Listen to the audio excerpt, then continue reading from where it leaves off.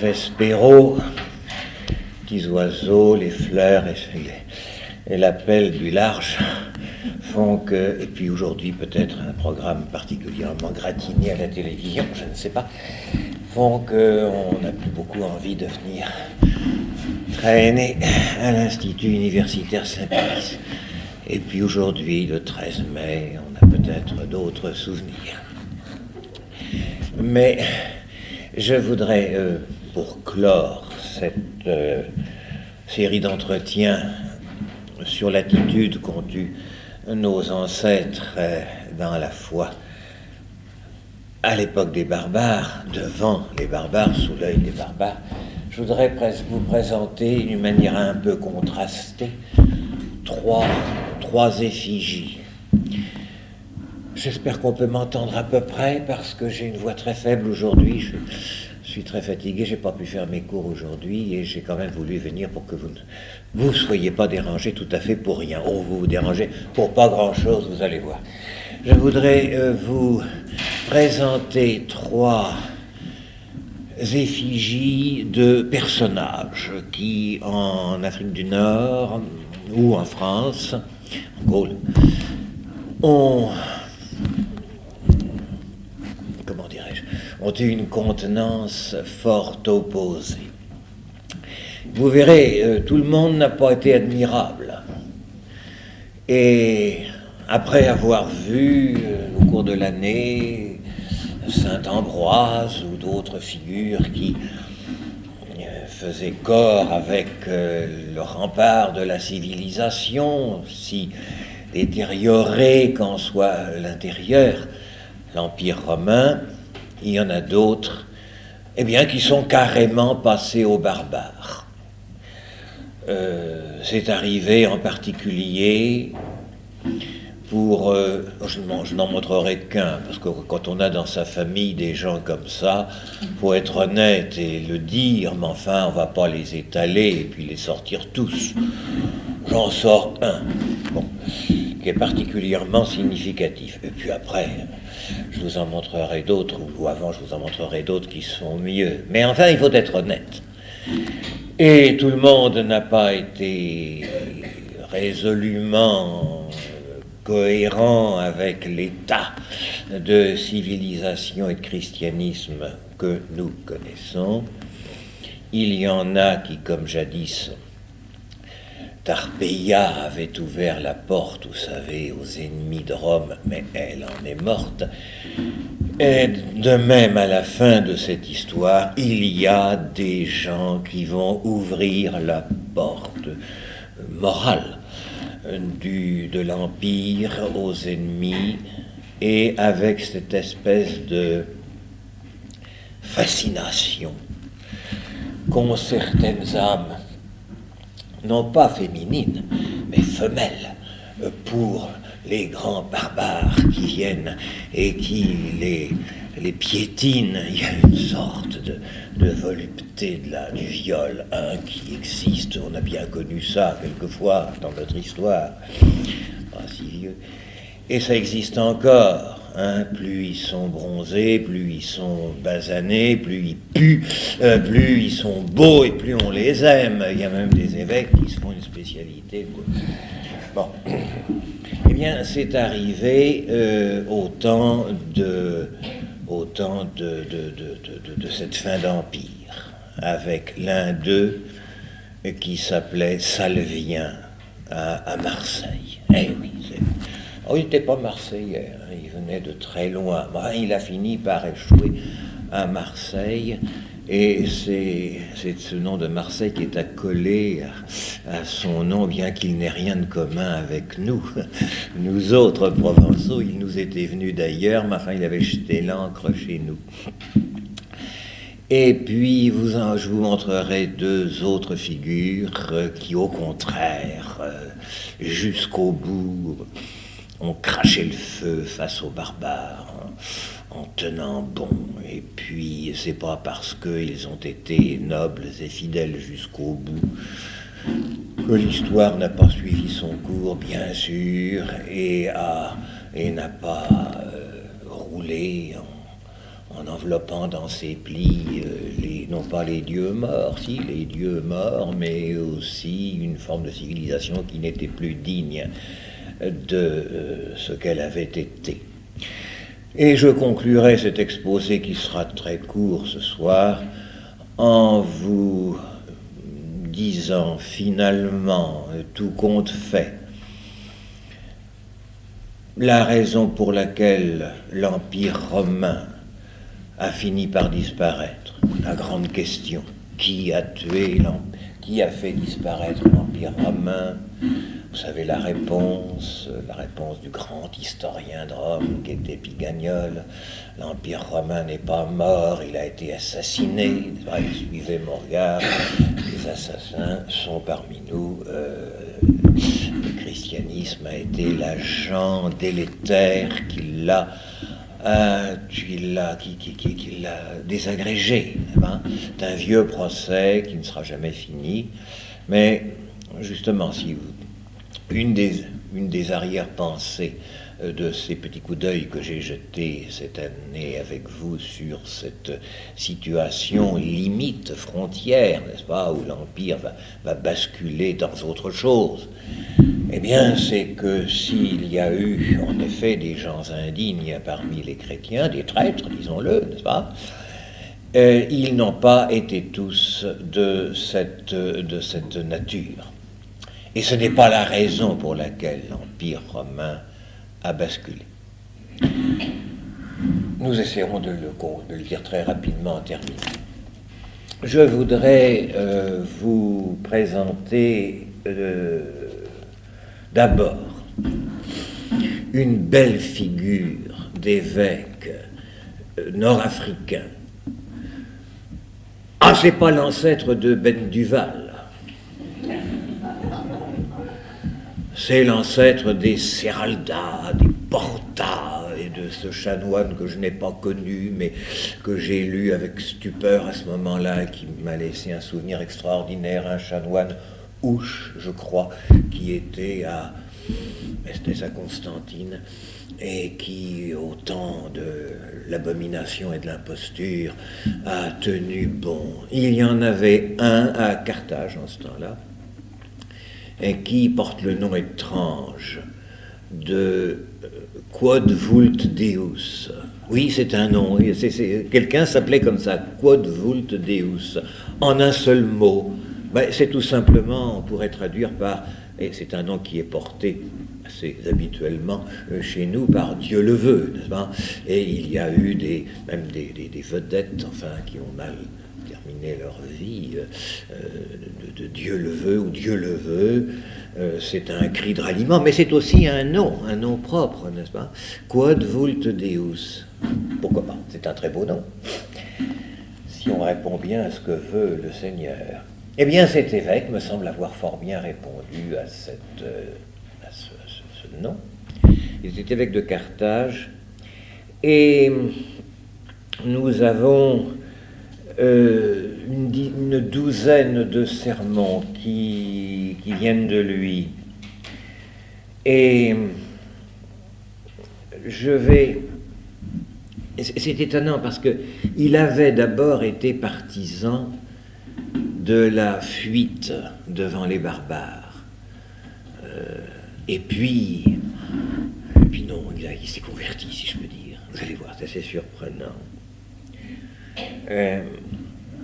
Dans un de ses premiers sermons, « Mes très chers frères, prenez garde aux ruses des hérétiques. Brebis du Christ, prenez garde aux traîtrises des loups. Ce qu'est le Christ, ce qu'est l'Église, on vous l'a dit, vous l'avez approuvé, vous l'avez proclamé. Mais pourquoi souffrir de tels maux? Quels péchés nous ont valu d'être livrés aux mains des persécuteurs? Quand je parlais ces jours derniers, nous l'avons reconnu ensemble, nous l'avons déploré ensemble. Maintenant, qu'allez-vous endurer? Que serez-vous? Le bruit de mes paroles résonne encore à vos oreilles. Nous vous avertissons en frères, nous vous conjurons en pères, nous vous exhortons comme nos fils. Ne perdez pas un si grand bien, que l'amour du Christ ne se refroidisse pas dans vos cœurs. Aimez l'Église de tout cœur, en l'aimant, aimez d'un pur amour vos compagnons d'esclavage, vos frères, les ministres de Dieu. Et pour notre récompense, dans cette eau sacrée, priez pour nous, priez pour la paix, priez pour la libération de notre terre, priez pour que nous prenne en pitié celui qui n'a que trop raison de s'indigner.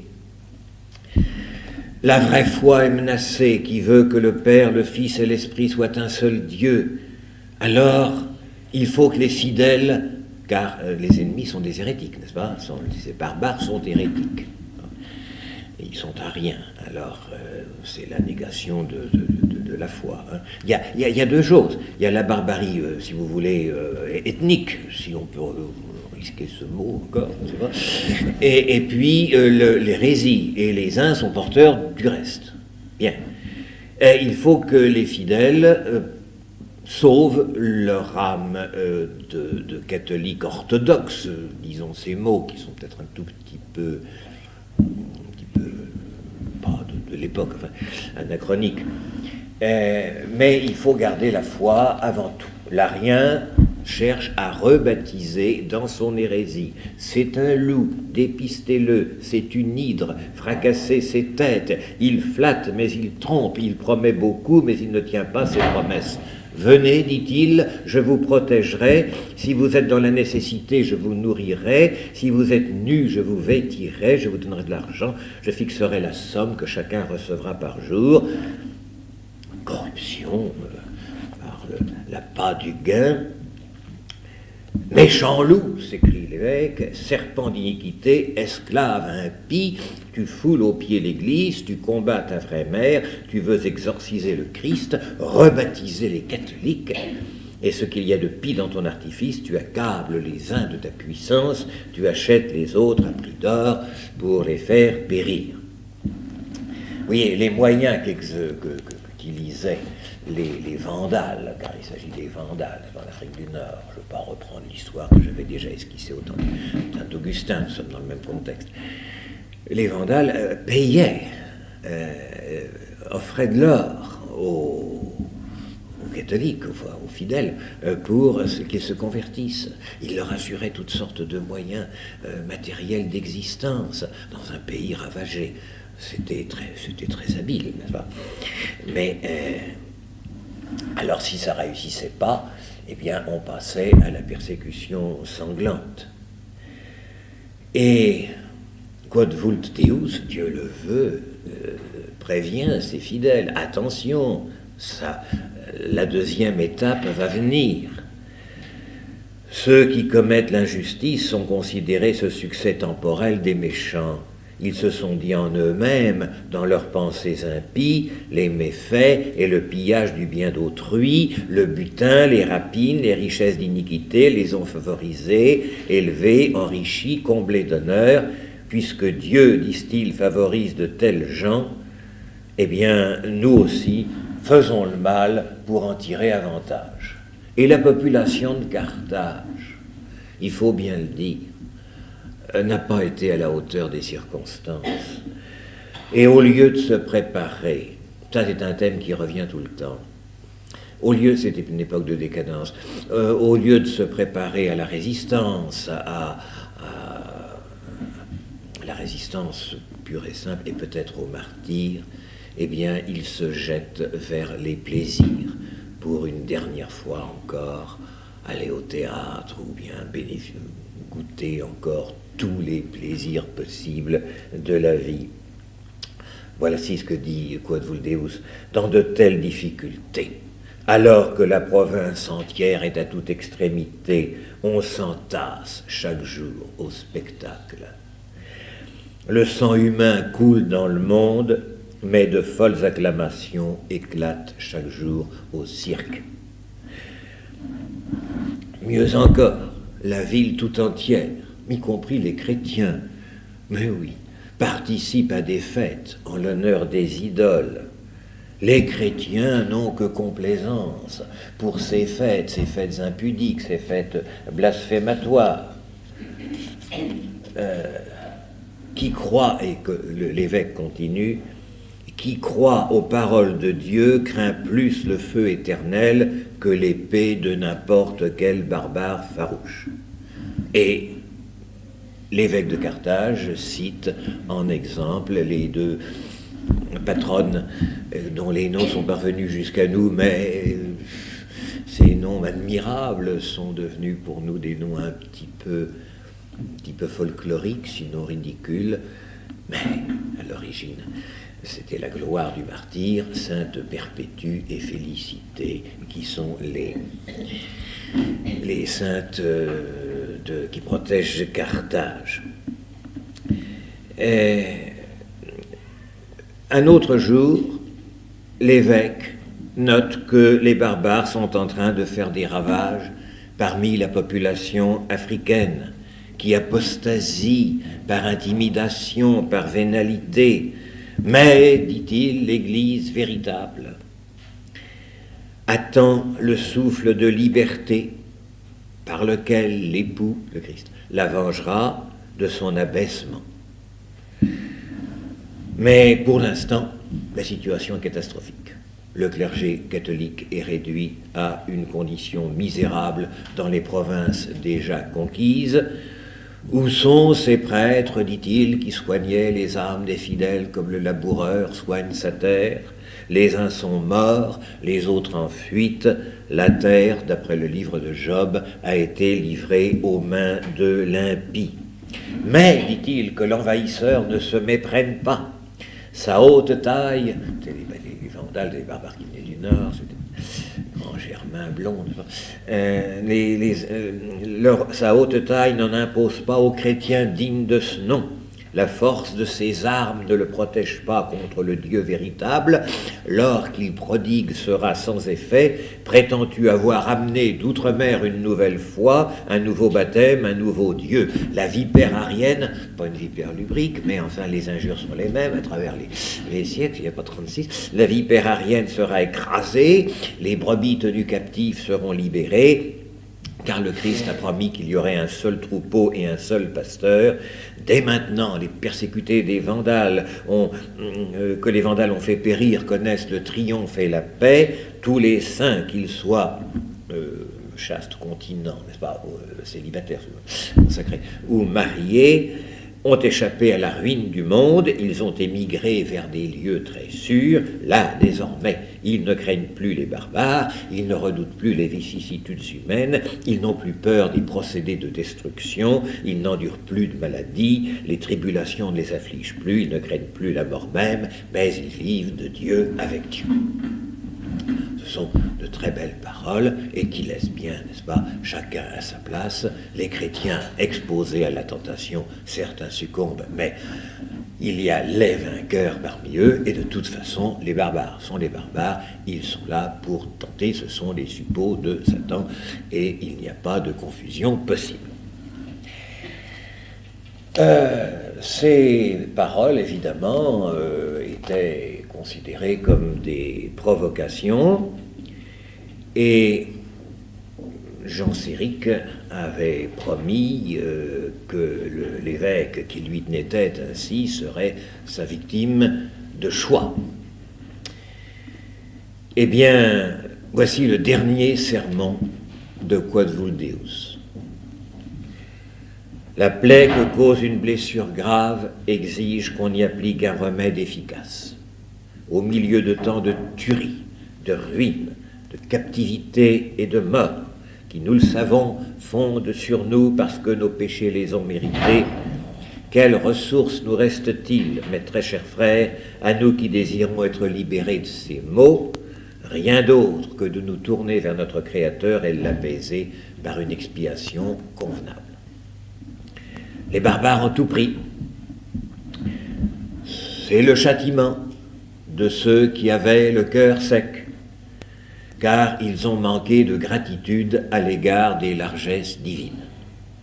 Où sont les biens auxquels les hommes attachaient toute leur espérance? On a méprisé le Créateur qui, dans sa richesse, avait tout donné. Où sont nos ressources, notre or, notre argent, nos domaines? Tout n'a-t-il pas été perdu parce qu'il a détourné de nous sa face, lui de qui le prophète a dit « Tu as détourné de moi ta face et j'ai été bouleversé ». Qui en effet a remercié Dieu convenablement pour tant de bienfaits et n'a pas plutôt blasphémé contre celui qui accordait tous ses biens quand il a daigné prodiguer en temps opportun des pluies abondantes, des vents salutaires, des chaleurs utiles, des terres fertiles, tout ce qui convenait à chaque saison, qui a fréquenté sa demeure? Qui l'a remercié convenablement pour tant de présents? Le laisser-aller et la paresse, les spectacles obscènes, les banquets ignobles, et tous ces dérèglements infâmes que j'ai honte de dire, mais que les méchants n'ont pas honte de commettre, ne firent-ils pas alors un tel tapage que Dieu, en toute équité, a détourné sa face de ceux qui s'étaient détournés de lui? C'est un sermon de carême, n'est-ce pas? Mais là, le carême, il va être vécu, n'est-ce pas? Et c'est vraiment in vivo, si je peux dire. Je continue, c'est très beau hein, comme éloquence et comme élévation de pensée. Il dit ça à des gens qui vont mourir, hein, qui vont être pris dans l'assaut final de Carthage. Et vous savez ce qui se passait dans ce cas-là. Ces épreuves du genre humain, je dois vous les mettre sous les yeux, non pour insulter à vos malheurs, mais avec des gémissements et des pleurs.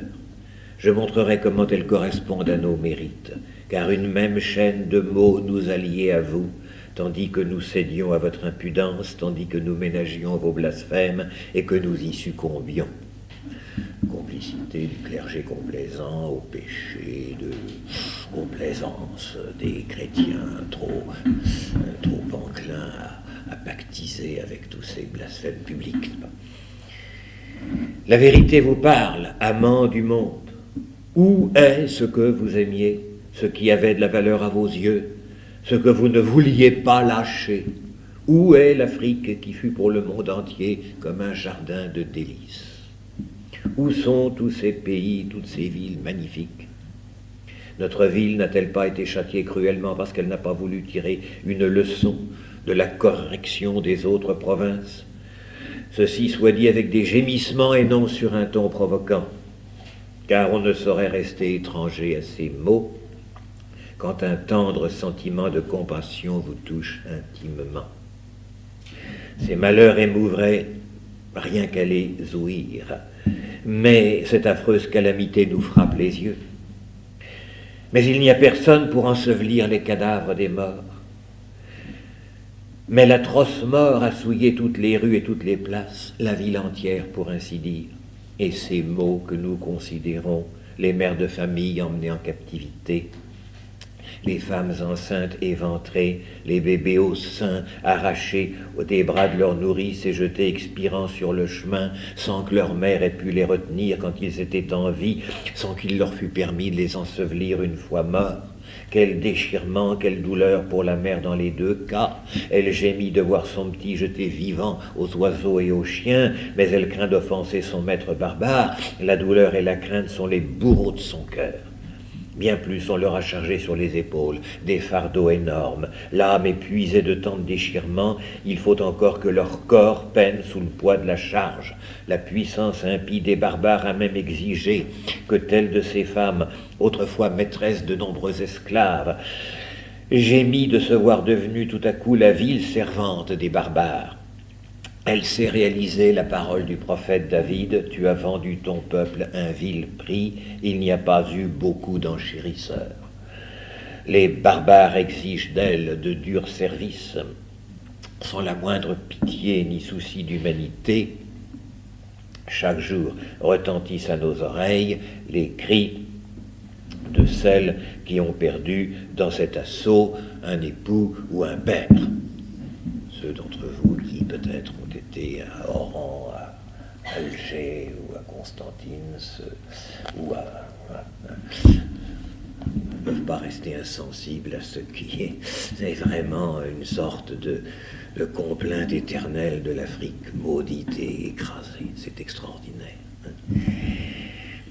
Et ce n'est pas seulement le sort funeste de ces malheureux qui attire la pitié de l'évêque, mais c'est que ceux qui sont morts, même en combattant, les soldats, les résistants aux barbares, sont morts impénitents. Ils sont morts quelquefois avant d'avoir reçu le baptême. Tous ont quelquefois été ainsi écrasés, tous les vases liturgiques ont été livrés à l'ennemi. Dieu n'a pas épargné une seule église, pas un seul clerc, pas une religieuse, pas une ville. Et pourtant, dit-il, Dieu est juste. Sa bonté éclate. Il aurait pu faire périr le monde dans un déluge ou un incendie. Mais il ne flagelle les villes ou les provinces qu'une à une. Il les restaure une fois châtiées. Dans le châtiment même, il garde une mesure dont nous n'avons aucune idée. Il sauve des impies malgré leurs récriminations, certains. Mais vois, tous mes biens sont perdus. C'est bien fait, car tu n'as pas voulu les donner à celui qui t'a tout donné. Tu n'as rien apporté en venant au monde, tu es arrivé nu, tu as tout trouvé ici, tout près. Tu n'as pas voulu partager avec le pauvre et l'indigent. Tu emplissais tes greniers, tu verrouillais tes magasins, tu emplissais tes jarres d'huile, en ne prélevant rien de tes stocks pour les pauvres. À qui les réservais-tu, sinon aux barbares? Et il y a dans ce sermon une algarade, le mot est faible, pour ces mercantis qui, dans les malheurs publics, continuent à stocker leurs biens et n'ont pas encore compris. C'est étonnant. Mais un tel m'a tout pris, je suis resté démuni de tout, tandis qu'il regorge du bien d'autrui. Je vois, je réfléchis, je comprends, dans cette mer où tu es placé, un poisson plus gros que toi t'a dévoré. Patience, il en viendra un plus gros pour dévorer celui qui te dévore, pour dépouiller celui qui te dépouille, pour voler celui qui te vole. Quand on est fouetté, la lanière s'use en même temps qu'elle fouette. Qu'ils ne se fassent pas d'illusions ceux qui insultent à nos malheurs, pas d'illusions ceux qui se délectent de nos tourments. Comment un mourant insulte-t-il à des mourants, un mortel à des mortels? Nous viendrons en un lieu où il n'y aura plus d'insultes à nos malheurs, mais des pleurs et des grincements de dents. Qu'ils ne se fassent pas d'illusions ceux que l'on voit donner l'aumône avec le produit du butin et des vols faits aux morts, en revêtant l'un tandis qu'ils dépouillent l'autre. Est-ce une aumône que de nourrir l'un et de tuer l'autre? Est-ce cela que Dieu demande? Au contraire, j'ose le dire, Dieu a horreur de tels bienfaits. Vous voyez, il y avait des requins de guerre, des profiteurs du commerce, l'ennemi des trousseurs de cadavres. Et cette pourriture humaine, n'est-ce pas, qui grouille toujours à la surface des champs de bataille ou des pays vaincus, qui est stigmatisée ici par cet extraordinaire évêque qui se dresse au milieu de son peuple abattu, mais pour lui montrer la fidélité à Dieu et qu'on ne pactise pas avec le barbare, l'hérésie ou l'ennemi. Et excusez-moi, oui. Et il stigmatise aussi ceux qui se prosternent devant les nouveaux seigneurs, n'est-ce pas? Les vandales qui avaient, les dignitaires vandales qui avaient pour insigne des vêtements avec des bords de fourrure, parure. Tu attaches de l'importance à ce que tu portes un vêtement différent, mais moi, je te signale que nous avons la même peau. Tu prends, tu pilles tout, et pour ton salut temporel, tu amasses de l'argent. Ça s'adresse aux barbares, aux vainqueurs. Et encore un peu de temps, la fièvre te prendra. Tu devras sortir d'ici. Ne vous glorifiez pas de l'injustice, la ruine du monde, puisque vous aussi vous êtes des hommes, doit vous terrifier et non vous consoler. Consolez-vous, mes petits, et ça c'est le Père qui s'adresse à son troupeau, consolez-vous, mes petits, consolez-vous, vous qui êtes humiliés, que le monde se déchaîne, et les amants du monde, que l'épée sème la terreur, que sa famine menace, que la peste fasse des ravages, que les maladies se multiplient, que la mort nous absorbe, qui nous séparera de l'amour de Dieu? Sera-ce la tribulation ou l'angoisse, la faim, le péril ou l'épée? Et si Dieu est pour nous, qui sera contre nous? Donc, vous voyez, il y a une exhortation à tenir bon dans le Christ quand tout s'est écroulé. C'est un évêque des temps, un évêque du temps du camp des saints, quoi. Et Quod vult Deus termine ce sermon pathétique, un des plus beaux qu'on ait prononcé à ce moment-là. C'est aussi beau que les sermons de Saint-Augustin, c'est magnifique. Bah, Résiliarienne. Ils ont humilié tes membres en les rebaptisant. Pourquoi ce silence, ô Christ? Vois, ils complotent contre ton temple. Venez, disent-ils, exterminons-les d'entre les nations. Ils l'ont dit et ils l'ont fait, et tu gardes encore le silence. Je me suis tu, cries-tu, mais je ne me tairai pas toujours. Alors on compare l'Arien à un Goliath qui, malgré ses armes, malgré sa puissance militaire, périra victime de ce David qu'est le Christ, car la faiblesse de Dieu est plus forte que les hommes forts. La domination vandale, à peine assise, appelle déjà son châtiment. Voilà, je voulais vous montrer dans ces deux discours, le premier et le dernier de ces 12 sermons de Dieu le veut, de quoi Monseigneur Dieu le veut, quod vult Deus, ce qu'était l'âme d'un évêque d'Afrique du Nord face aux barbares, face aux Ariens. Ils sont à la fois, je répète, barbares et hérétiques, barbares et persécuteurs, barbares et ennemis du Christ. Voilà une des figures que je voulais dresser devant vous. C'est cette maintenance de la foi dans le Christ et de cette fidélité indomptable. Le deuxième exemple, eh bien, ce ne sera pas aussi glorieux. C'est un ancien moine, un moine de l'île de Lérins, qui était originaire de la Germanie romaine, Salvien. Je ne veux pas vous raconter sa vie, elle est de peu d'importance. Il était originaire sans doute de Trèves ou de cette région. Il y avait vécu sa jeunesse, il s'était marié, il avait eu une fille, et puis les hasards de sa vie l'avaient mené vers le sud. Et comme c'était souvent la coutume à ce moment-là, il était venu, il s'était fait moine. Il n'y avait pas, si vous voulez, les mêmes interdictions ou les mêmes prophylaxiques de nos jours. Et il s'était fait moine et à l'île de Lérins où il est resté 15 ans. Et puis, il est sorti de l'île de Lérins, il est venu à Marseille, où il a mené l'existence d'un prêtre. Simple prêtre, il n'est pas évêque, simple prêtre de Marseille. Et il a été lui aussi pris dans cette tourmente de l'invasion des barbares, et devant les questions qui se posaient à tous. Pourquoi cette tourmente? Pourquoi cette victoire pour des ennemis, enfin des barbares? Pourquoi cet effondrement? Il a écrit un très long traité, De Gubernatione Dei. Ce n'est pas la cité de Dieu, mais c'est le gouvernement divin, qui est à votre disposition dans la collection des sources chrétiennes. C'est un texte intéressant, qui ne manque pas de valeur littéraire, et aussi, vous allez voir, une argumentation présente, qui d'ailleurs est extrêmement à la mode. Salvien est très, très, très bien vu.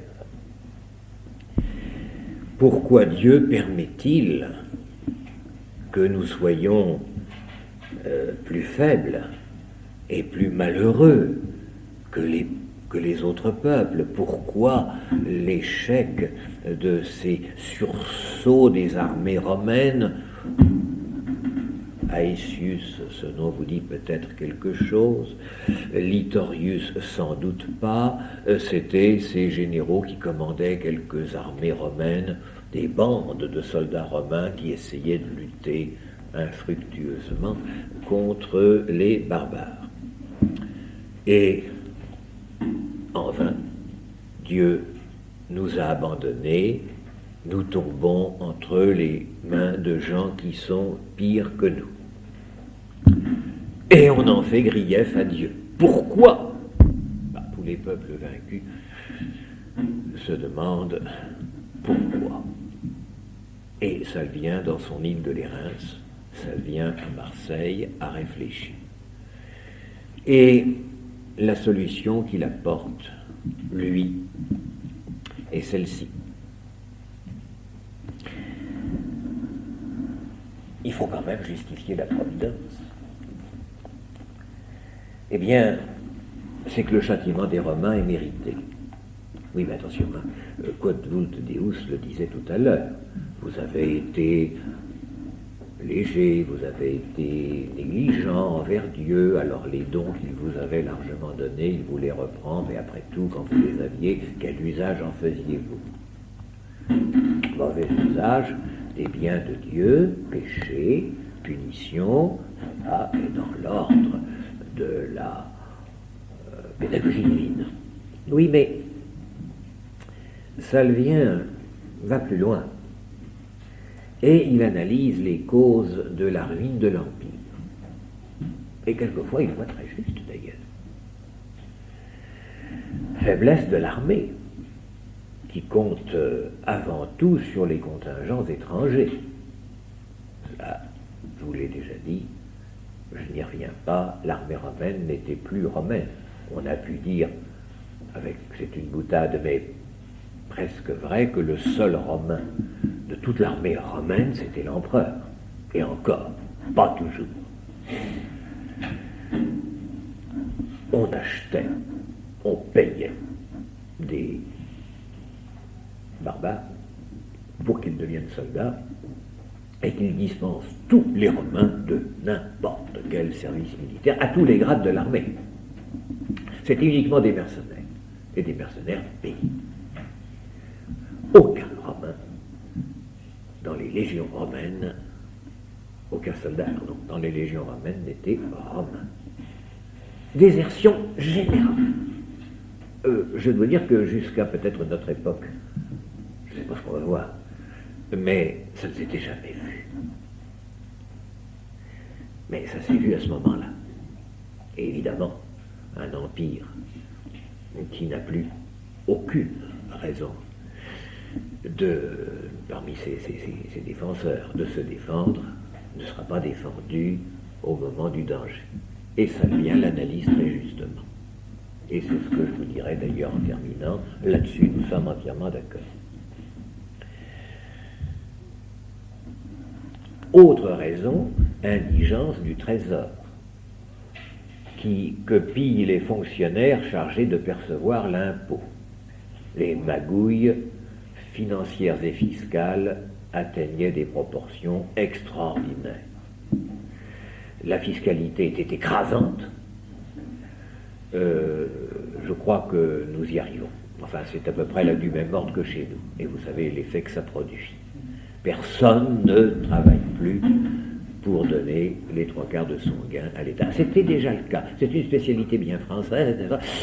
Lorsque les choses vont mal, on écrase, on augmente les impôts, toujours, les prélèvements obligatoires, comme on dit pudiquement, et ça devient tellement délirant que finalement personne ne paye plus et que le peu qui est perçu est pris par les fonctionnaires, que personne n'ose plus contrôler ni réprimer. C'était le cas. Et Salvien en fait état dans ses analyses. Lutte des classes, provoquée par la misère d'un peuple soumis à 1000 exactions. Je prends ici, si vous voulez, un résumé, mais cela est vrai, et la fracture sociale dont on nous parle quelquefois, existait déjà. C'est-à-dire qu'il y avait une immense masse de gens qui étaient pressurés par le fisc, et puis une minorité de gens qui étaient exempts d'impôts, et où on recrutait les fonctionnaires du fisc, et qui se disputaient entre eux qui ne payaient pas l'impôt, l'argent qui était perçu sur les classes pauvres. Avec une impudeur, une obscénité,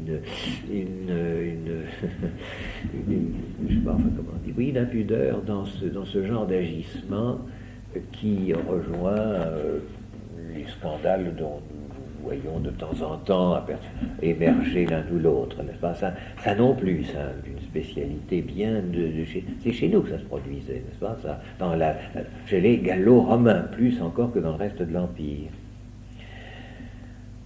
Il y avait une lâcheté, une cupidité, un esprit de révolte, une espèce de refus d'esprit civique. Voilà, dit Salvien, ce qui est à la source de nos malheurs. Et je vous ai dit que Salvien était perfide et pervers, mais par là, cette analyse est tout à fait juste. Là où ça dérape, c'est quand il dit que cette analyse des malheurs qui fondent sur l'Empire n'est valable que si les barbares ne sont pas en proie aux mêmes vices. Car si les barbares sont pareils, alors, mon Dieu, c'est la jungle. Mais les barbares, dit-il, ce sont des gens vertueux.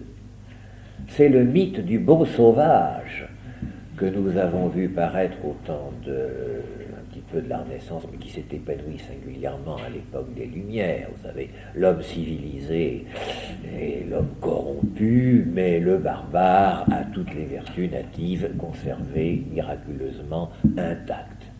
Certes, il sent mauvais. Oui, ils sont tous d'accord là-dessus.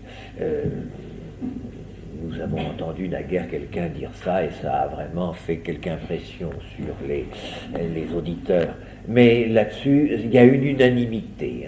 Il pue la graisse, le suin et mille choses que je ne peux pas dire, mais qui sont précisées dans les textes. Il y a une odeur de barbare. Mais à part cette odeur de barbare qui, mon Dieu, ils ont une telle odeur, leurs vertus ont un tel parfum que ça recouvre cette mauvaise odeur. Les barbares sont des sages. Et c'est d'ailleurs une vieille tradition. Déjà, on avait dit, au temps des Grecs, que les brahmanes, que les mages de Perse avaient une sagesse supérieure à celle de ces hyper-civilisés qu'étaient les Athéniens. C'était une coquetterie, on n'y croyait pas, c'était un mythe à l'usage des philosophes. Bien, les néo-platoniciens en particulier voyaient dans les barbares des gens qui avaient une vertu extraordinaire, mais c'était affaire de rhéteur. Salvien, lui, en fait un dogme politique et religieux.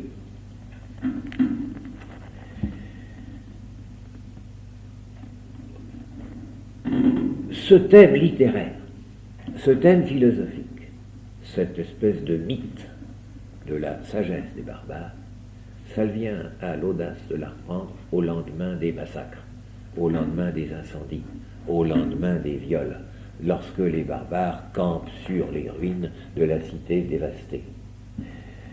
Et il pense que ce triomphe des barbares va annoncer le retour de la moralité. Parmi les barbares, dit-il, il en est de deux sortes dans chaque nation, des hérétiques et des païens. Sur eux tous, nous sommes incomparablement supérieurs en ce qui concerne la loi divine. Mais en ce qui concerne la conduite et les mœurs, je le dis avec une vive douleur, laissant pour lèche les babines de sa douleur, ils valent mieux que tout. Je ne prétends pas cependant, comme j'ai déjà dit, appliquer ces paroles à l'ensemble du peuple romain. J'en accepte d'abord tous les religieux, esprit de corps, ça. Et puis quelques personnes du siècle qui valent les religieux, ou si c'est trop dire, qui leur ressemblent par l'honnêteté de leur conduite. Mais tous les autres sont plus coupables que les barbares. Parce que le barbare ne sait pas qu'il est coupable de faire ce qu'il fait. Alors écoutez cette argumentation étonnante. Le peuple saxon est cruel, les Francs perfides, les Gépides inhumains, les Huns impudiques. Mais leurs vices sont-ils aussi coupables que les nôtres? L'impudicité des Huns est-elle aussi criminelle que la nôtre? La perfidie des Francs aussi blâmable que la nôtre? Un Alamand ivre est-il aussi répréhensible qu'un chrétien ivre? Un Alain, c'est des sauvages les Alains, rapace est-il aussi condamnable qu'un chrétien rapace? La fourberie chez le Hun ou le Gépide est-elle surprenante puisqu'il ignore que la fourberie soit une faute? Le parjure chez le Franc est-il quelque chose d'inouï puisqu'il pense que le parjure est un discours ordinaire et non un crime? Le parjure, dit-il, fait au nom d'une divinité païenne, qui n'est en réalité qu'un démon, à moins de gravité qu'un parjure fait au nom du Christ. Le vrai crime consiste à pécher quand on se donne pour un sectateur du Christ, car c'est compromettre la vérité de sa doctrine. D'autres barbares, dit-il, sont hérétiques, comme les Vandales ou les Goths. Ils ne possèdent pas l'écriture dans son intégrité, mais la faute en incombe aux Romains qui les ont fait tomber dans l'hérésie en les convertissant à l'arianisme, par exemple au temps de l'empereur Valens. Je lis, je cite, « Ces barbares, étrangers à l'instruction romaine et même à toute instruction, qui ne savent autre chose que ce qu'ils entendent dire à leur docteur, mettent en pratique ce qu'ils entendent. Ignorant des lettres et de tout savoir, ils connaissent les mystères de la loi divine par l'enseignement plutôt que par la lecture. Aussi est-il fatal qu'ils retiennent ces enseignements plutôt que la loi, et comme ces enseignements ont été tronqués, ils n'ont de la loi qu'une connaissance imparfaite, et par conséquent, ils ne sont pas coupables, et par conséquent, ils sont supérieurs aux Romains. Donc, malgré la perversion de leur doctrine, et à cause même de la perversion de leur doctrine, ces hérétiques ont des mœurs pures. Je cite, « Presque tous les barbares, pour peu qu'ils ressortissent à un même peuple et à un même roi, s'aiment les uns les autres. Le régime politique qu'ils instaurent, dit-il encore, est si doux que beaucoup de Romains émigrent vers les terres qu'ils occupent. » Je cite, « Ils vont chercher sans doute parmi les barbares l'humanité des Romains, parce qu'ils ne peuvent plus supporter parmi les Romains l'inhumanité des barbares. » C'est très joli. Hein, ça. Ils diffèrent des peuples chez lesquels ils se retirent. Ils n'ont rien de leur manière, rien de leur langage. Et si j'ose dire, rien non plus de l'odeur fétide des corps et des vêtements barbares. Ils préfèrent pourtant se plier à cette dissemblance des mœurs plutôt que de souffrir parmi les Romains l'injustice et la cruauté. Ils émigrent donc chez les Goths ou chez les Bagaudes ou chez les autres barbares qui dominent partout, et ils n'ont point à se repentir de cet exil, car ils aiment mieux vivre sous une apparence d'esclavage qu'être esclaves sous une apparence de liberté. Salvien loue en particulier la domination gothique, où, dit-il, les Romains sont à l'abri de tout excès. Et il trace de la vie chez les Goths un tableau idyllique, en contraste avec la rapacité qui règne dans les contrées restées romaines. Que voit-on de semblable chez les Goths barbares? Qui d'entre eux porte préjudice à son ami? Qui tombe là-bas sous le poignard d'un parent? Et voici le paradoxe poussé encore plus loin. Je cite toujours Salvien. On peut répondre que ces désordres ne règnent pas dans toutes les cités romaines. J'en conviens.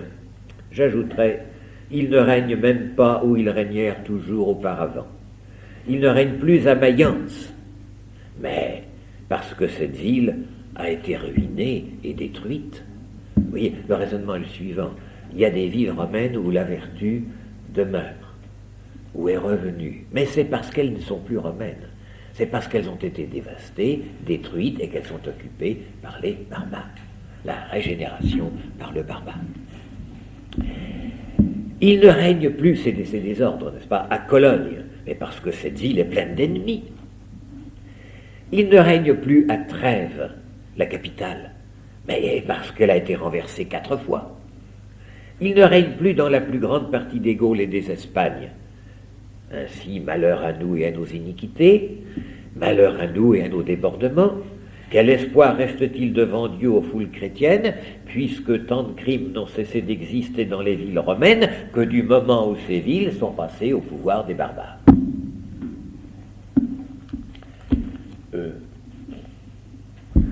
Si on avait dit ça lorsque les Allemands occupaient une partie de la France, on aurait été fusillés. Mais on nous dit ça pour l'instant, n'est-ce pas, lorsqu'on nous vante quelquefois la vertu de ceux qui sont écuméniquement frères, mais Dieu merci ne sont pas chrétiens, n'est-ce pas, et nous font la grâce de nous apporter toutes sortes de qualités que nous avions perdues. Alors, pour Salvien, l'expérience est décisive. Les Romains ont montré depuis un demi-siècle, et même plus, qu'ils sont incapables de se réformer. La prise de Rome n'a provoqué que des blasphèmes dans la bouche de ses habitants. Ni les Romains de Gaule, ni les Romains d'Espagne ne se sont amendés du fait des invasions. Et quand les barbares étaient sous leurs murs, les Romains d'Afrique couraient encore au théâtre. Nous voyons d'ailleurs Quodvus Deus nous dire la même chose. Il y avait qu'eux au cinéma, au théâtre, au cirque, lorsqu'il y avait déjà la queue des envahisseurs à la porte de la ville. Enfin, on entrait d'un côté, mais les autres allaient au cinéma pendant ce temps-là. Enfin, excusez-moi, équivalent. Et pourtant, l'invasion a gagné lentement. À chaque fois, la lenteur de cette invasion a laissé à la province qui allait être envahie, il n'y avait qu'à regarder la carte, qui allait être envahie, la chance de se réformer. Personne ne l'a fait. Germanie romaine, Belgique, Aquitaine, Gaule, Espagne, Afrique ont été successivement touchées par l'incendie parce qu'elles persévéraient dans leurs crimes. Les Gallo-Romains, en particulier, voyaient venir l'invasion sans le moindre sursaut d'énergie. Je cite ici, « On pressentait la servitude sans la redouter. Toute crainte avait été retirée à ces pécheurs afin qu'ils ne pussent prendre de précautions. Aussi, tandis que les barbares campaient, pour ainsi dire, à la vue de tout le monde, les gens restaient sans crainte et les villes sans défense. » Salvien n'a que mépris pour ceux qui croient sauver leur ville, comme ça avait d'ailleurs été le cas. Vous vous rappelez peut-être, je vous l'avais dit à un moment, l'Empire lui-même, enfin la capitale, l'empereur avait payé tribut aux barbares pour qu'ils ne prennent pas Rome et qu'ils s'en aillent. Ça, ce chantage avait joué 1 fois, 2 fois, puis un jour, les barbares ont franchi le pas, ils avaient d'abord pris l'argent, après ça ils sont venus prendre la ville. Et Salvien le souligne en disant c'est infâme, et c'était toujours à recommencer. Si bien, dit-il, que sous le coup de l'adversité, les Romains sont devenus pires au lieu de s'amender. Et Salvien a été frappé en particulier du spectacle des habitants de sa petite patrie d'origine, la ville de Trèves, Trier, c'est pas dans le même. Au moment où les barbares enfonçaient les portes, ce que je vous disais de Carthage, tout à l'heure, avait déjà été vrai à Trèves, et la plume de Salvien vaut ici un Goyard, ou un Jacques Callot, c'est étonnant.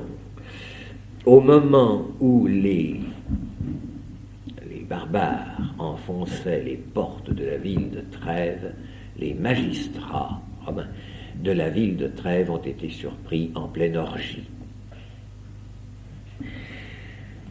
C'est le signe, dit-il, et c'est là le sophisme, n'est-ce pas, que la convoitise et l'ébriété ont mérité la ruine de cette ville.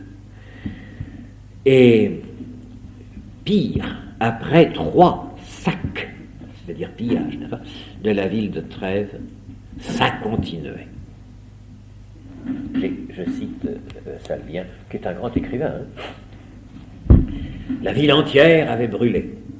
Les malheurs ne faisaient que croître après les dévastations. Les gens que l'ennemi n'avait pas massacrés étaient accablés de maux. Les uns, couverts de plaies profondes, expiraient des suites de leurs blessures dans une longue agonie. Les autres, à demi consumés par les feux de l'ennemi, en ressentaient longtemps les cruelles tortures. D'autres mouraient de faim ou faute de vêtements, desséchés de langueur ou raidis de froid. Tous, par des genres de morts contraires, couraient au même terme. C'est un tableau admirable. Que dire de plus ? La ruine d'une seule ville était une calamité pour les autres villes. J'ai vu de mes yeux, et j'ai pu soutenir pareil spectacle. J'ai vu épars, çà et là, des cadavres des deux sexes, nus, en lambeaux, souillant les regards, déchirés par les oiseaux et les chiens. Cette odeur des corps morts devenait une contagion pour les vivants. La mort s'exhalait de la mort. C'est extraordinaire. La mort s'exhalait de la mort. Ceux mêmes qui n'avaient pas assisté aux catastrophes de cette ville souffraient d'un malheur qui leur était étranger. Et qu'arriva-t-il après tout cela ? Qui pourrait concevoir pareil excès de démence ? Quelques nobles qui avaient survécu à la ruine de leur patrie demandaient aux empereurs des spectacles du cirque comme remède suprême à la destruction de la ville. Là, ce tableau est impressionnant, mais l'analyse qu'il fait des causes est quand même là surprenante, n'est-ce pas ? Ce qui a amené cette conduite aberrante, eh bien, c'est les raffinements de la civilisation qui ont amené la mollesse dans la conduite. Une province riche et privilégiée comme l'Aquitaine s'est montrée particulièrement dissolue. Je cite encore, ce n'est plus la Rhénanie, ce n'est pas l'Afrique, c'est l'Aquitaine, oui, toutes les provinces. Chacun sait que l'Aquitaine et la 9e Populanie, c'est une province voisine, sont comme la moelle de presque toutes les Gaules et possèdent un terroir d'une merveilleuse fécondité. Un terroir qui n'est pas seulement fécond, mais encore ce que l'on juge d'ordinaire préférable, plein d'agréments, de charme et de plaisir. Tout le pays est chargé de vignes, orné de riantes prairies, parsemées de champs cultivés, plantés d'arbres fruitiers, ombragés de bosquets, arrosés de sources, entrecoupés de cours d'eau, couverts de moissons ondoyantes. Les petits et les grands propriétaires de cette terre semblent détenir moins la portion d'un sol terrestre qu'une image du paradis. Ça fait plaisir, n'est-ce pas, aux gens de Languedoc, des descriptions pareilles. Et après cela, ils auraient dû assurément se montrer plus religieux, ces peuples que Dieu avait comblés de si larges bienfaits. Comme ils étaient dans toutes les Gaules les premiers en richesse, ils furent aussi les premiers en débordement. Nulle part des plaisirs plus raffinés, nulle part une vie plus dissolue, nulle part des mœurs plus déréglées. Voilà la reconnaissance qu'ils ont témoignée au Seigneur en retour de ses dons sacrés. À la limite, on serait presque convaincu, n'est-ce pas ? Seulement, c'est faux. C'est un tableau parfaitement partial. Il n'y avait pas en Aquitaine un dérèglement particulièrement scandaleux, pas plus que dans la ville de Trèves, ni qu'à Carthage. Cela existait, certes, mais cela existe partout. Le sophisme de Salvien consiste à souligner d'une manière, à mettre des couleurs pleines, là où il faudrait mettre toutes les nuances possibles.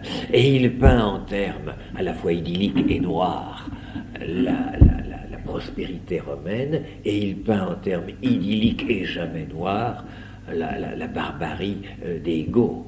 Et cela est le sophisme, car à partir de là, il explique qu'il faut abandonner toutes ces traditions romaines qui avaient mené à la corruption pour se tourner vers la barbarie qui a mérité, par ses vertus prétendues, n'est-ce pas, cette victoire.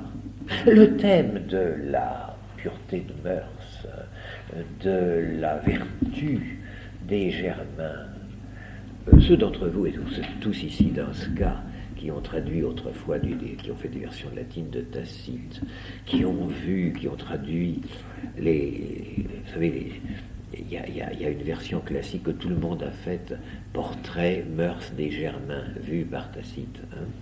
Alors il montre un peu la rudesse, mais par derrière, quelle extraordinaire admiration. Bon, là vous allez me dire, mais donc c'est vrai, mais pas du tout. Tout le monde sait bien que lorsque Tacite dit ça, c'est encore une vue de moraliste, de paradoxal, qui dit, regardez ces Germains, ces barbares, comme ils se comportent bien par rapport à nous, Romains, qui avons déjà... C'est un thème rhétorique, c'est un thème de rhéteur moraliste. C'est pas vrai. Le drame de Salvien, c'est qu'à partir de ce thème de prédication, l'évêque Quod vult Deus, tout à l'heure, disait un petit peu la même chose.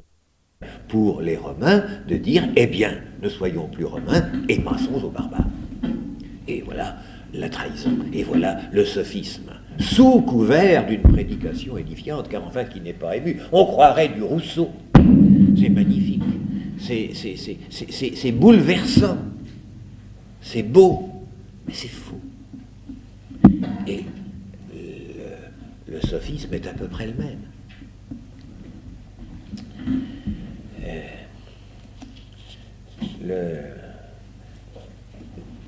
La conclusion, si vous voulez, de Salvien, c'est que nous avons mérité d'être vaincus, et par conséquent, imitons nos vainqueurs en nous conformant et en nous convertissant à leur façon de faire et à leur croyance ou à leur incroyance, n'est-ce pas?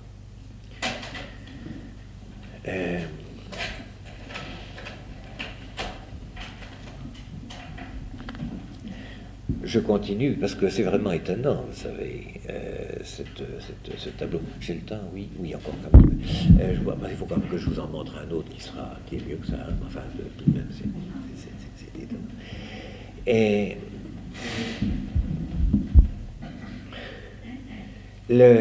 comme les Vandales ont pris Carthage, donc, n'est-ce pas? Nous avions vu Quod vult Deus se dresser au milieu de la ville, n'est-ce pas, en dressant tout haut, tout droit la croix, n'est-ce pas, et en appelant la malédiction de Dieu sur les vainqueurs qui, après avoir afflué, reflueraient. Bon. Mais Salvien dit, c'est rudement bien, hein. Les Vandales ont pris Carthage, cette ville trop riche, trop intellectuelle, qui était devenue une sentine de débauche et de fornication, un égout public. Ah, il a le trait. Hein.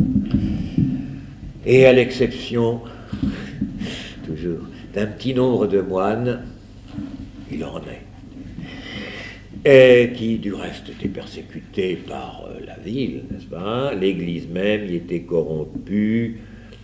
Même le clergé, qui n'était pas monastique, qui n'était pas régulier, Salvien aurait bien des choses à dire, mais il ne les dira pas. Comme les Vandales ont eu raison d'instituer une législation draconienne. Attention, hein, cette législation draconienne, c'est le couvre-feu des barbares, c'est la razzia, c'est le pillage, c'est l'abomination de la désolation. Cela devient, sous la plume de Salvien, une législation spartiate et admirable et rédemptrice. Enflés par leur élévation, énorgueillis par leur victoire, amolis par la jouissance, ces barbares, bien qu'ils eussent toujours été continents et austères, aurait pu néanmoins se pervertir au milieu de tant de succès et de prospérité, une fois sur cette terre où coulait, comme dit l'Écriture, le lait et le miel, terre féconde, opulente et enivrée, pour ainsi dire, de mille délices, l'Aquitaine, l'Afrique du Nord. Ne pouvait-il, sans qu'on en eût lieu d'être surpris, s'abandonner au plaisir, là où le climat lui-même semblait respirer la volupté? Eh bien non. Ça, c'était bon pour les Romains. Mais les barbares ont fait régner la vertu.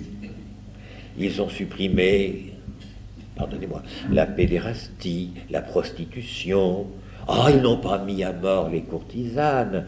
Ils se sont gardés d'une telle cruauté. Il leur a suffi de les contraindre à se marier. La rédemption par le mariage. Hein? Seule la fornication et l'adultère ont été punis de mort. Cette législation nouvelle, dit-il, porte déjà ses fruits désormais, tandis que chez les Gauls, les Romains seuls sont impudiques. Chez les Vandales, ils ont même cessé de l'être. Et Salvien, qui a des lettres, oppose longuement la cité vandale, où est restauré le mariage chrétien, à la République de Platon, où Socrate prêchait, si j'ose dire, la mise en commun de toutes les femmes, mais vous savez que c'était un roman bon. Donc, opposons, n'est-ce pas, le roman rose des Vandales qui font régner la vertu partout où ils passent, et l'horreur de la civilisation grecque, puisque Platon lui-même est à plus forte raison romaine. La sagesse des barbares, dit-il, et ce sera, si vous voulez, le mot qui conclura l'exposé de cette extraordinaire antithéologie, n'est-ce pas, de Salvien. La sagesse des barbares fera régner le christianisme en excluant la sagesse hellénique et romaine.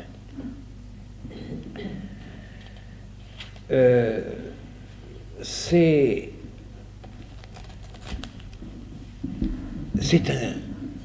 un exemple illustre du paradoxe moraliste, car au nom de la morale, on arrive à l'horreur, n'est-ce pas, hein? C'est extraordinaire. Salvien n'ignore pas les misères qui ont accompagné l'invasion, mais cela ne compte pas.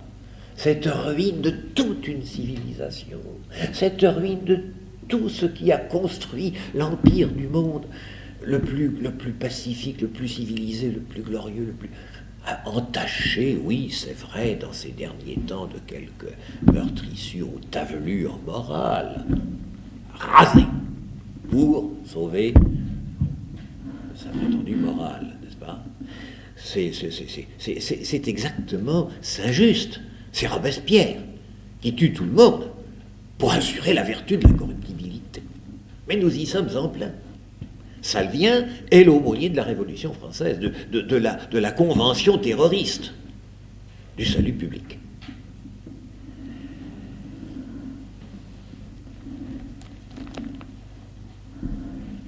Si on suivait les descriptions de Salvien, peut-être pourrions-nous quelquefois être un peu ébranlés, mais malheureusement pour lui, heureusement pour la vérité, nous savons bien, par les descriptions des autres historiens, des contemporains, enfin voyons, Salvien n'est pas le seul témoin de cette civilisation décadente et qui méritait d'être reprise, que ce n'était pas du tout cela.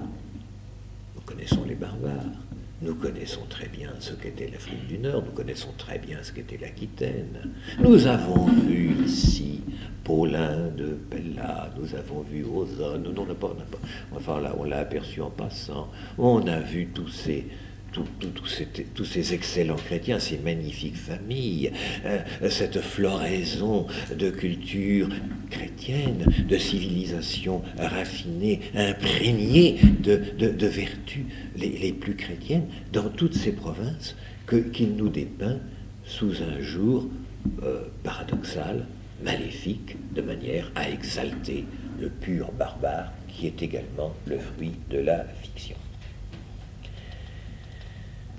L'évêque Quod vult Deus, n'est-ce pas, fustigeait ses fidèles, comme tout évêque doit le faire, à cause de leurs péchés, évident, pour susciter leurs énergies contre le péché et contre l'envahisseur. Salvien ne retient et n'amplifie que les passages relatifs à l'insouciance et à la mollesse des populations, et il omet complètement ce que disait Quod vult Deus,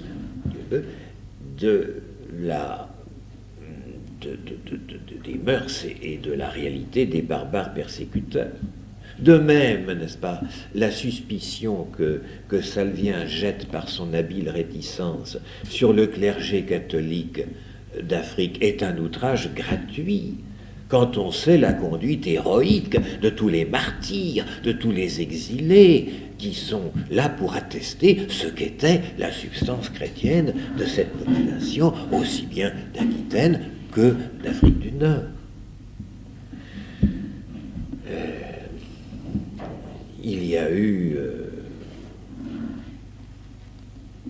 chez Salvien une inversion complète des valeurs.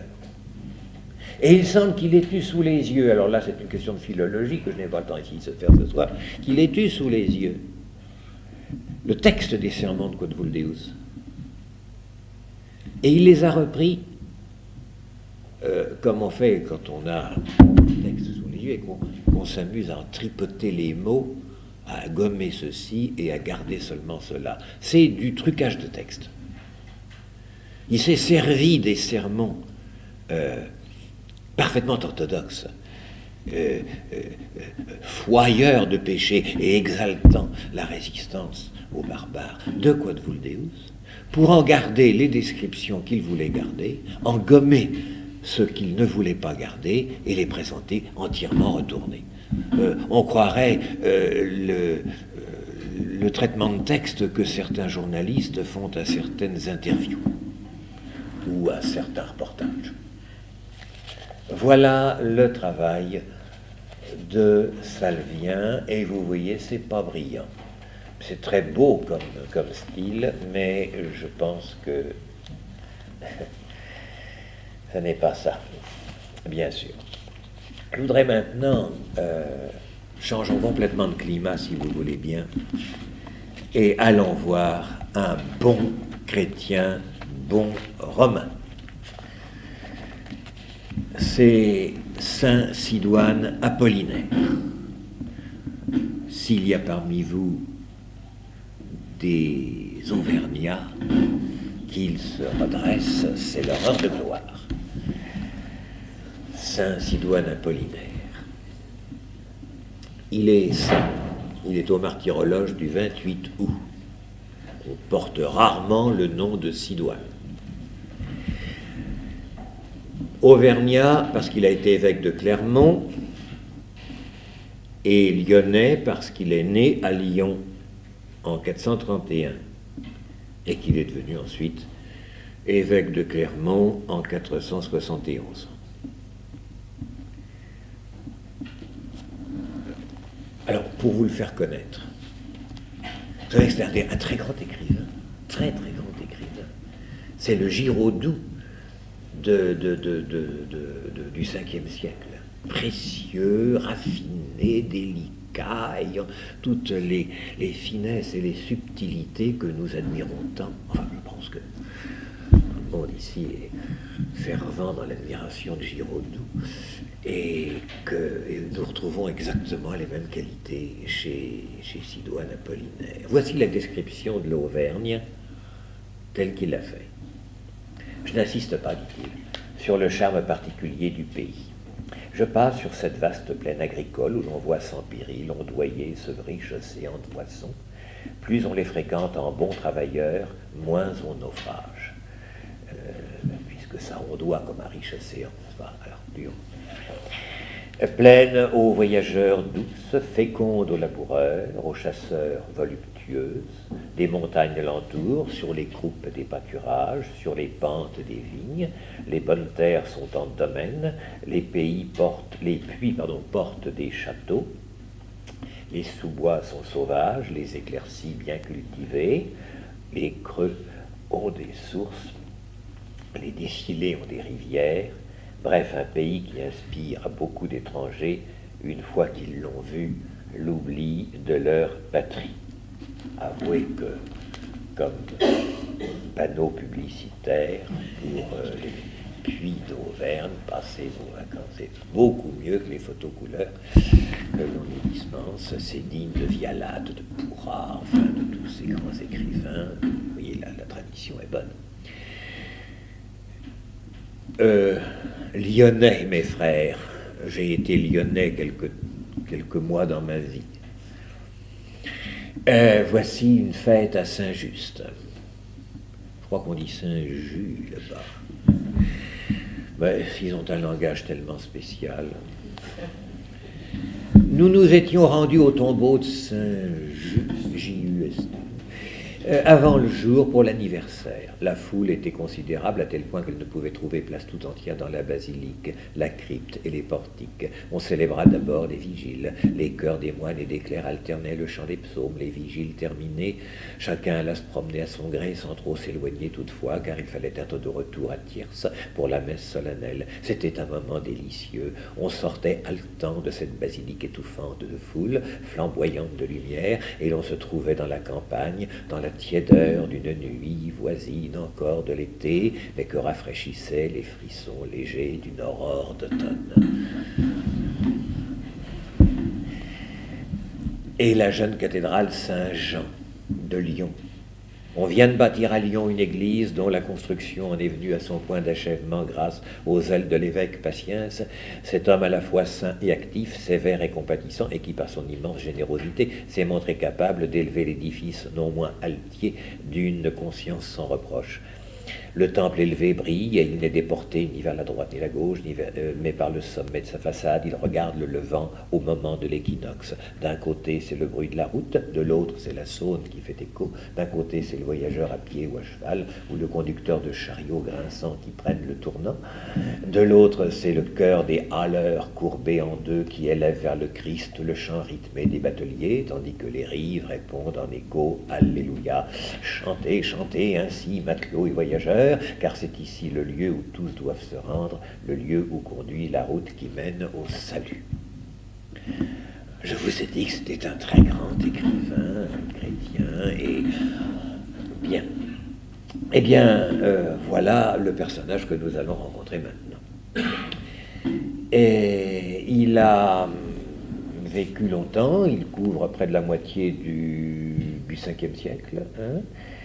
Et vous voyez que, au milieu de tous ces écroulements de barbares, ces écoulements de barbares et ces écroulements de remparts, il y avait des écrivains et une vie intellectuelle admirable. Allez donc dire après cela, n'est-ce pas, que l'Empire romain était une sentine pleine de vices, quand il y fleurit de telles fleurs de rhétorique. La rhétorique de cette qualité ne fleurit que sur la vertu. Bon.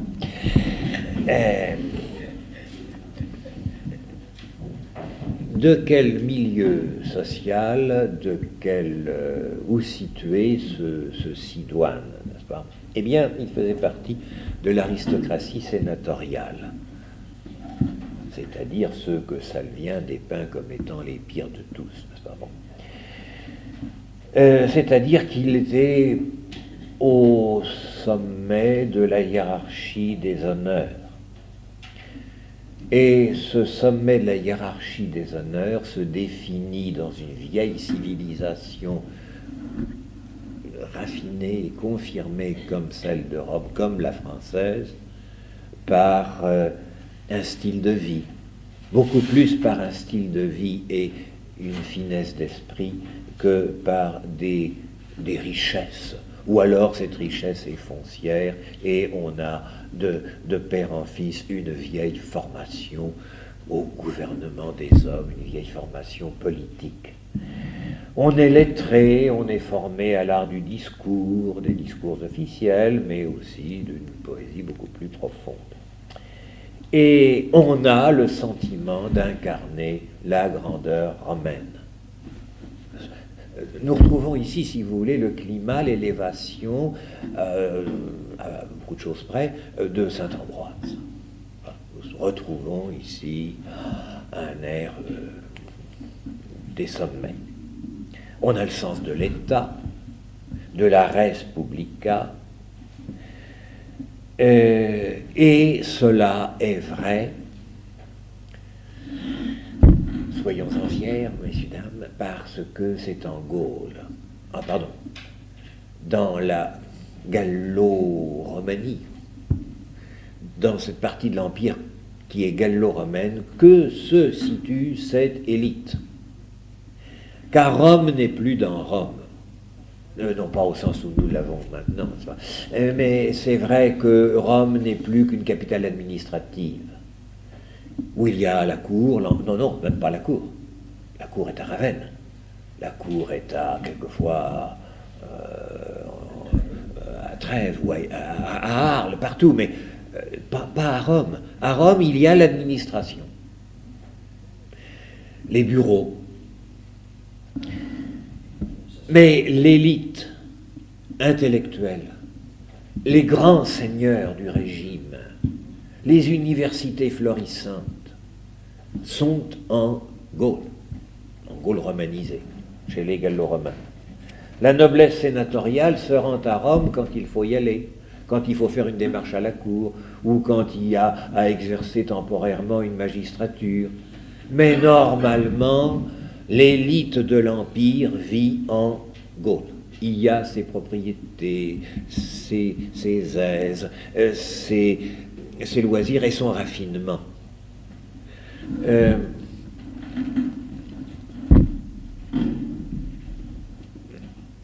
Sidoine Apollinaire avait ses propriétés de famille, Clermontois, s'il y en a ici, vous savez où, près du lac d'Edda, au-dessus de Clermont, le merveilleux petit lac d'Edda, A-Y-D-A-T, pour ceux qui ne connaissent pas, est-ce possible? Voici la description de la villa de Sidoine Apollinaire. Nous sommes, dit-il, à Avitacum, aujourd'hui Edda, tel est le nom du domaine. Il me vient de ma femme, et pour cette raison m'est plus cher qu'un héritage paternel. Au sud-ouest, les bains sont adossés à un rocher boisé.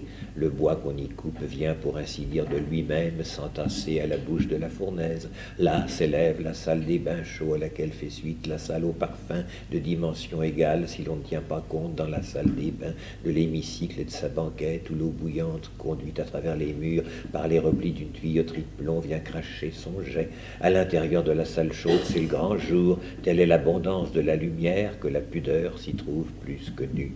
Sortant de là, on trouve devant soi la façade de la salle à manger, des femmes avec l'office attenant et l'atelier de tissage qui n'en est séparé que par un rideau. Du côté de l'est, un portique permet de découvrir le lac. En sortant du portique, si tu te diriges vers le bord du lac, tu trouveras dans un espace verdoyant un bois tout simple mais tout proche, deux énormes tilleuls unissant leur feuillage, bien que leurs troncs soient séparés, couvrent d'une seule ombre leur double racine, ombre opaque, sous laquelle, quand mon cher beau-frère Ignatius m'honore de sa visite, nous jouons à la paume, mais seulement jusqu'à l'heure où l'ombre rétrécit, ne s'étend pas au-delà de l'espace que couvrent les branches, et qui, la partie terminée, offre à notre fatigue un abri où nous livrer à des jeux de hasard.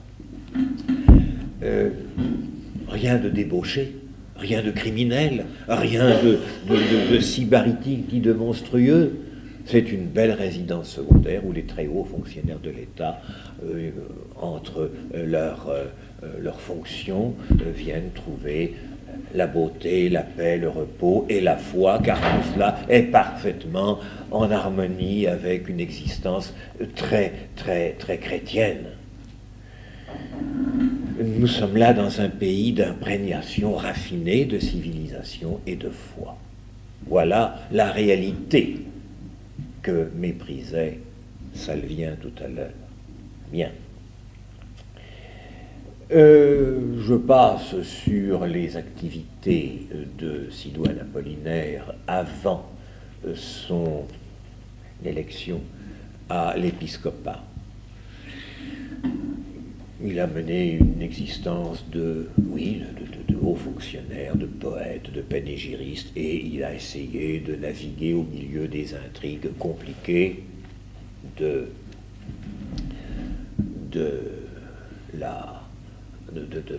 l'aristocratie impériale. Excusez-moi, je commence à me fatiguer. Je voulais simplement vous lire la description des barbares qu'il fait, des Francs. Du sommet de la tête descend sur leur front une chevelure blonde, leurs yeux sont verts et blancs. Lancés dans l'immensité du vide, leur francisque rapide, c'est un jeu pour eux. La mort seule peut les abattre, jamais la crainte, et leur courage survit, pour ainsi dire, à leur dernier souffle. Beau aussi. Eh bien, cette quiétude, cette civilisation raffinée, cette foi tranquille, est menacée par les Wisigoths. Ils sont installés en Espagne, dans le sud-ouest gaulois, ils tiennent Bordeaux et Toulouse, ils cohabitent là-bas avec l'administration romaine à laquelle ils laissent le droit civil, le pouvoir civil, se contentant du pouvoir militaire. Mais ils font peser sur la Provence et sur l'Auvergne une menace de plus en plus pressante. La Provence, on comprend, mais l'Auvergne.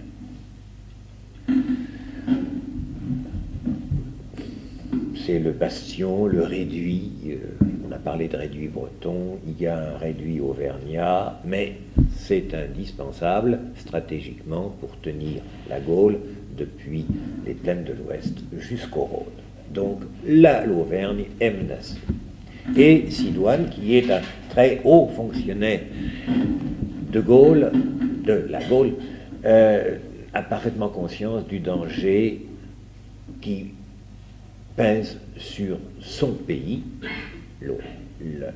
l'Auvergne, et sur la pureté de la foi, car je répète que ces barbares sont porteurs du virus arien. Et ce cœur de catholique voudrait préserver à la fois l'indépendance et la foi de son Auvergne natale.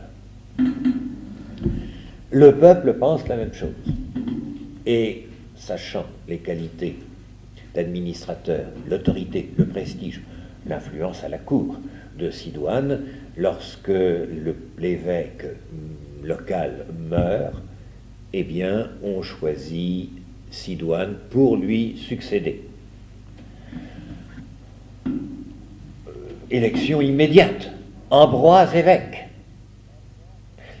Sidoine évêque. C'est quel... Et voici donc à 40 ans, Sidoine évêque. Élection soudaine à l'épiscopat d'un laïc, père de famille, par le peuple de Dieu. Qu'est-ce qu'on attend de lui? Eh bien, tout simplement, d'être le défenseur de la cité. Et de maintenir l'Auvergne indépendante, et la foi catholique, et la paix civile. On connaissait, sur ce double programme, la conviction de Sidoine. C'était lui qui avait lancé 3 noms d'évêques qui avaient parfaitement réussi cette même mission. C'était ses disciples. Il y avait eu Saint-Aignan à Orléans, Saint-Loup à Troyes et Saint-Germain à Auxerre. C'était lui qui les avait désignés. On savait la qualité de ses choix, on savait ce qu'il voulait faire, qu'il pouvait faire aussi. Et on savait aussi qu'il était peu suspect de bienveillance envers les barbares. Un ami, Sidoine, écrivait « Tu évites les barbares parce qu'on les dit méchants, Et moi, je les évite, même si on les dit excellents. Et permettez-moi ce sourire en passant, on est latiniste ou on ne l'est pas, et il craignait singulièrement dans la fréquentation des barbares l'introduction de barbarisme dans son très pur latin. Et il ne tenait pas du tout en partie à les fréquenter parce que sa foi risquait quelque chose, mais aussi parce que son langage risquait d'y être un peu altéré ou oxydé. Je le dis en souriant, mais c'est quand même, ça fait partie d'un capital de civilisation, nous devrions le savoir mieux. Et il dit à propos des Goths, voyons-le maintenant au travail, hein, bien que le roi des Goths ait des forces terrifiantes, je crains moins ses coups pour les murs des Romains que pour la loi du Christ. Il déteste le nom catholique de bouche, de cœur, et donne l'impression d'être le chef de sa secte plutôt que celui de son peuple. La puissance de ses armes, son arrogance, son entrain juvénile l'induisent à croire par erreur qu'il doit le succès de ses entreprises et de ses desseins à la vérité de sa religion et non à une félicité temporelle. Or, dans le domaine des rural, occupé par les barbares, voici ce qui se passe. L'entrée des basiliques s'obstrue de ronces et d'épines. Le bétail aux douleurs vient se coucher dans les nefs presque béantes et brouter l'herbe qui pousse le long des autels. C'est très beau et en même temps c'est admirablement vu, chose vue, et nous sommes très loin d'une vision idyllique à la Saleyen, sur le règne des barbares, n'est-ce pas? Alors, vous voyez, quelles sont les instructions qu'il donne à ses collègues, dont il est le supérieur maintenant, Saint-Loup, Saint-Aignan, Saint-Germain. Voici une lettre à Saint-Loup de Troyes.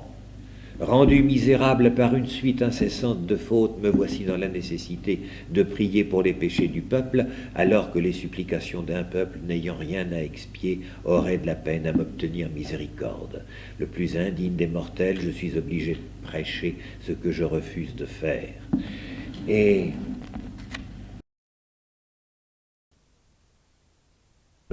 mais il accepte de prendre part à des banquets, fidèle à ceux-là par amour de la croix, se pliant à ceux-ci par souci de la charité.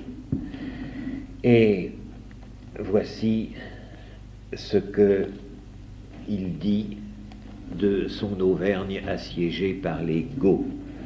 Le bruit court que les Goths ont porté leur camp sur le territoire romain.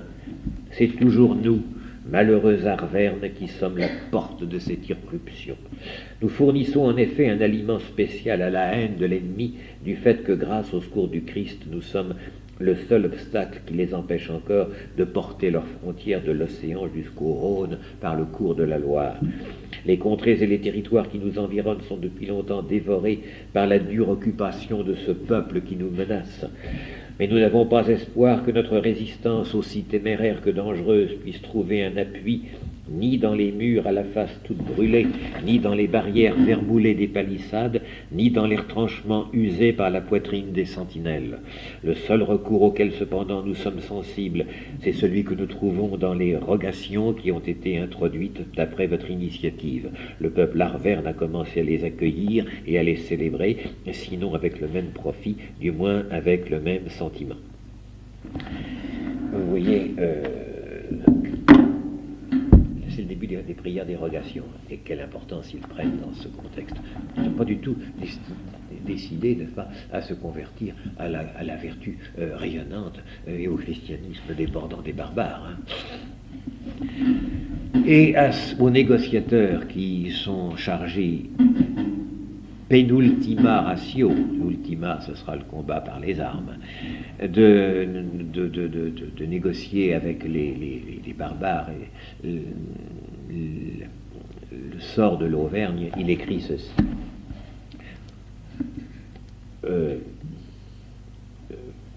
Parce que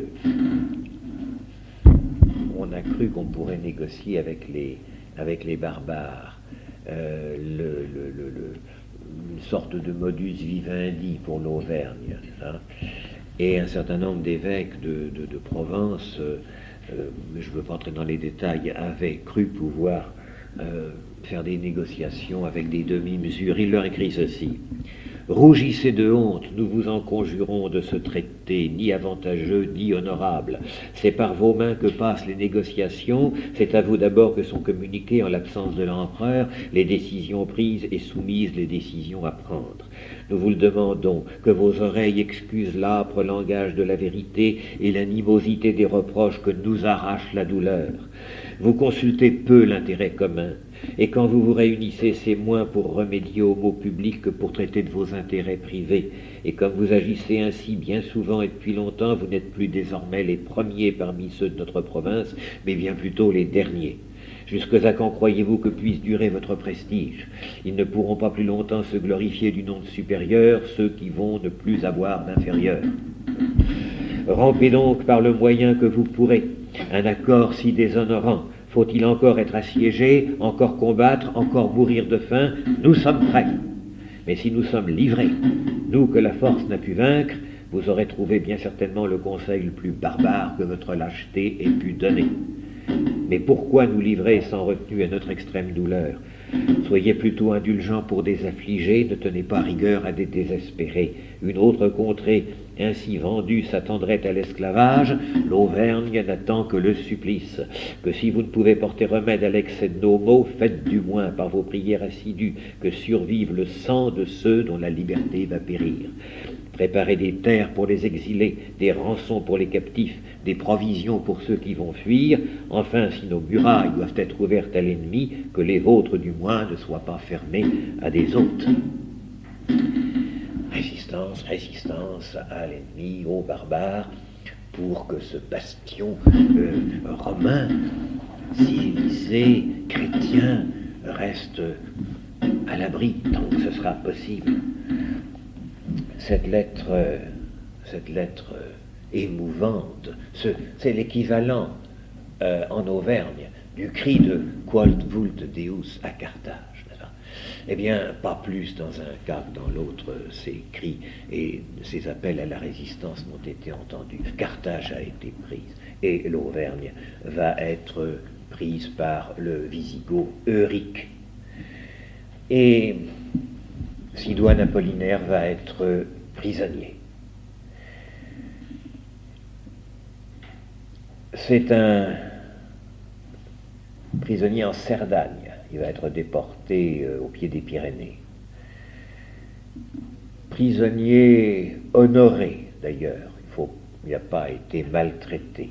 Il ne se plaint que de ses voisins, ou plutôt du tapage nocturne de ses voisines, deux vieilles femmes, dit-il, de la nation des Goths, les plus querelleuses, les plus ivrognes, les plus dégoûtantes que l'on vit jamais.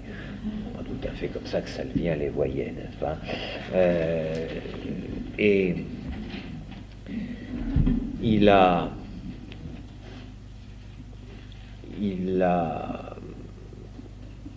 réussi, si vous voulez, plus tard, à revenir en Auvergne. Ce que je voulais vous dire, parce qu'il est temps quand même de terminer, que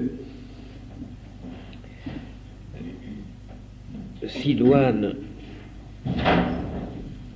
qui est mort comme un saint, on a porté à l'église l'évêque fiévreux comme un extase, il désigne aux électeurs son futur successeur et doucement s'endort. Il a résisté tant qu'il a pu pour sauver les valeurs chrétiennes, romaines, en l'espèce auvergnate, mais l'Auvergne alors était l'acropole de la chrétienté gallo-romaine, n'est-ce pas, pour essayer de sauver toutes les valeurs auxquelles il n'a jamais renoncé, qu'il n'a jamais abdiqué. La fortune des armes et le destin politique, c'est vrai, la corruption de cet empire qui n'était plus capable de résister, ont fait que Quod vult Deus à Carthage, que Sidoine Apollinaire à Clermont-Ferrand ont été recouverts et vaincus. Mais ils sont morts d'abord la tête haute, c'est un baroud d'honneur qu'ils ont remporté victorieusement. Et puis, grâce à eux, les valeurs romaines, chrétiennes, ont pu subsister dans leur honneur et dans leur esprit sous le flux des barbares, qui, loin d'eux, comme le prétendait Salvien, convertir à leur prétendue vertu, à leur prétendu mérite, les populations chrétiennes restées sur place, aussi bien en Afrique du Nord qu'en Auvergne, ont été converties, mais après, par la maintenance des manants de Dieu qui restaient sur place. Et c'est l'esprit de Quod Vuldeus, c'est l'esprit de Salvien, de Sidoine Apollinaire, qui a permis la christianisation et la civilisation de ces barbares, mais cela ne portera les fruits que des siècles après, dans la chrétienté médiévale. Il y aura eu avant ces épouvantables siècles noirs dont on aurait pu faire l'économie si même. Mais cela ne s'est pas produit.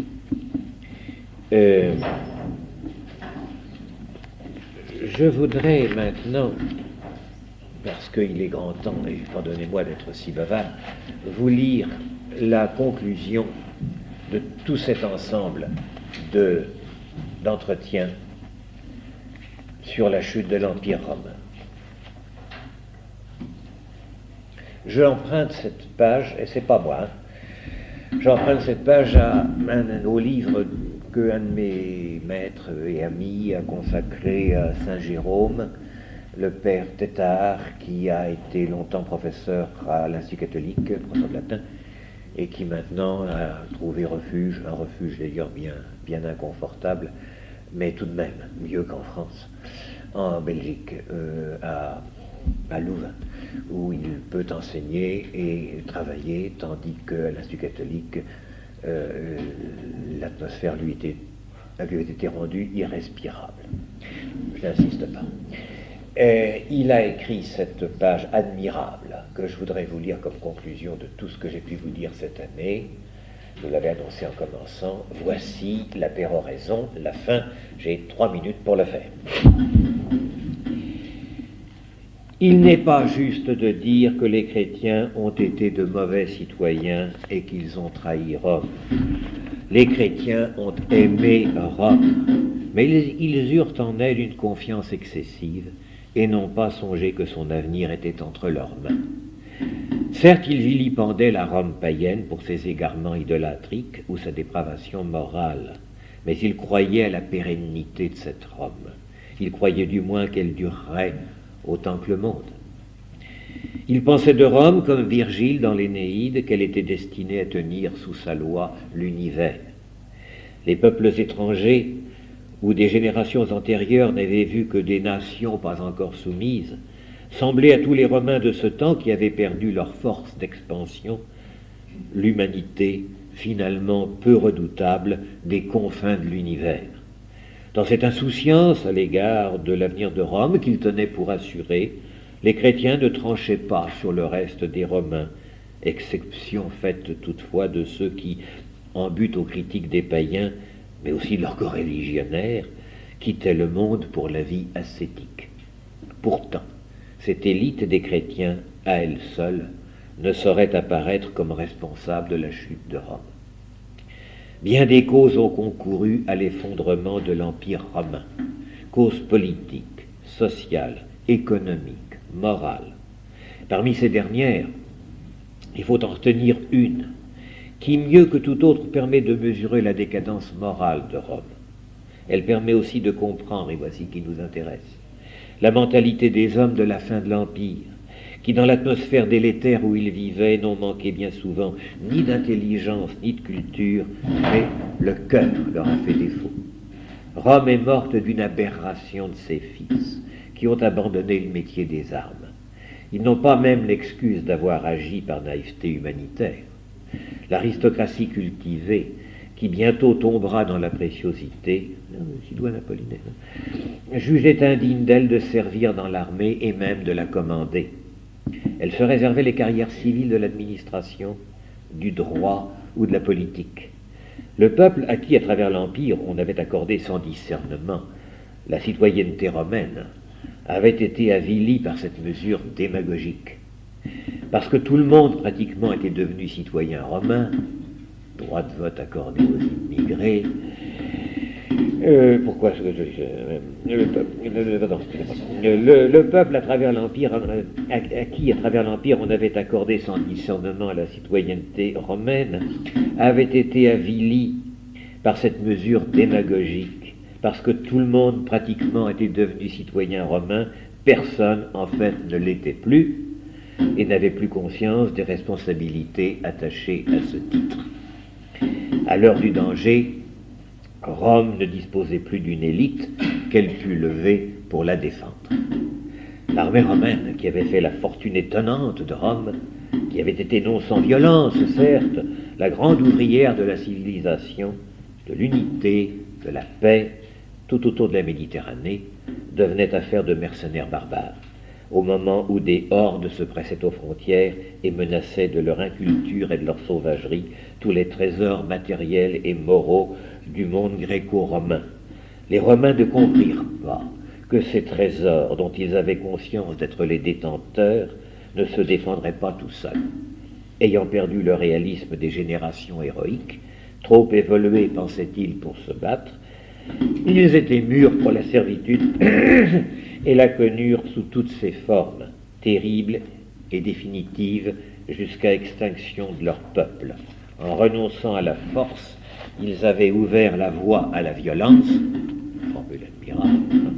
Ils s'en firent les complices, la subirent et en périrent. Quand Rome succomba, ce fut chez les chrétiens de la stupeur, et Jérôme notamment resta comme foudroyé, voyant dans la perte de Rome celle de l'univers entier, nous dit-il. Les chrétiens aimaient Rome, encore une fois, mais ils la croyaient éternelle, ou du moins destinée à durer autant que le monde. Nul n'avait songé à renouveler, à force d'intelligence, l'idée romaine, à parler à ses compatriotes le langage du cœur pour ranimer la flamme, finalement à opposer aux barbares le rempart de sa poitrine. L'empereur Julien, lui, avait vu qu'une rénovation de Rome était nécessaire, mais il s'appliqua à ranimer ce qui précisément était condamné. La fierté romaine était tellement atteinte qu'au milieu du siècle, un Salvien, sous l'effet d'un mal psychologique honteux, se complaisait à proclamer les vices de ses compatriotes, les Romains, et les vertus de leurs ennemis, les barbares, afin de justifier la défaite des siens et la victoire des adversaires. Ce besoin, fût-ce à des fins apologétiques, mais combien borné, de s'avilir soi-même, quand les Français ne s'aimaient pas, et d'exalter l'ennemi pour se féliciter de sa propre défaite, ne révèle-t-il pas le dernier degré de la déchéance? Cette vilainie fut le fait d'un chrétien, mais le mal était si grave et si général que quelques générations après, sous les menaces les plus atroces de l'invasion lombarde, alors que Byzance entreprenait la reconquête, il est vrai, sans savoir y mettre le prix, ce fut le pape Grégoire le Grand, consul Dei, dit son épitaphe, qui dut indigné rappeler les Romains dégénérés au devoir de l'obéissance militaire, mais il était trop tard. Par bonheur cependant, l'héritage de Rome est parvenu jusqu'à nous, et ce fut grâce aux chrétiens. Dans la catastrophe, ils eurent le sens, et le pape Grégoire le Grand avant tout autre, de la transcendance de l'Église qu'ils ne lièrent pas à la chute de Rome, en convertissant les barbares à la foi chrétienne. Certains arrivèrent déjà chrétiens en Italie, ils leur infusèrent une vie intellectuelle et insoucie de l'homme qui assurèrent à travers éclipse et renaissance la survie de l'humanisme antique. Sans les chrétiens, Rome tout entière aurait sombré, définitivement engloutie sous la sauvagerie des barbares. C'en était fait de l'Occident et de sa culture.